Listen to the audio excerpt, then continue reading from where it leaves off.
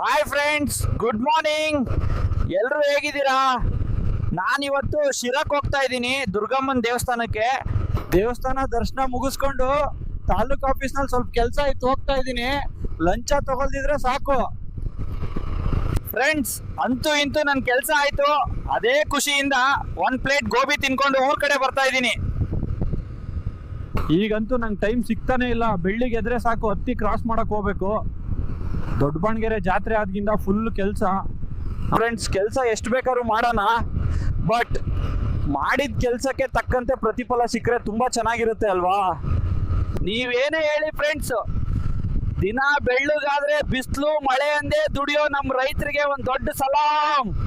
ಬೆಳೆ ಬೆಳೆದ್ರು ಬೆಲೆ ಇಲ್ಲ, ಬೆಳೆ ಬಂದ್ರು ಖರೀದಿ ಮಾಡೋರಿಲ್ಲ, ಮಳೆ ಬರ್ಲಿಲ್ಲ, ಸಾಲ ತೀರ್ಲಿಲ್ಲ. ನಮ್ ರೈತ ನಗೋದೋ ಅಳೋದೋ ಒಂದು ಗೊತ್ತಾಗಲ್ಲ. ಒಟ್ನಲ್ಲಿ ನಮ್ ರೈತರು ಉದ್ಧಾರ ಆಗಕ್ ಸರ್ಕಾರ ಬಿಡಲ್ಲ, ನಮ್ ರೈತರು ಉದ್ಧಾರ ಆಗಲ್ಲ. ಓಕೆ, ಊರು ಹತ್ರ ಬಂತು, ಬಾಯ್.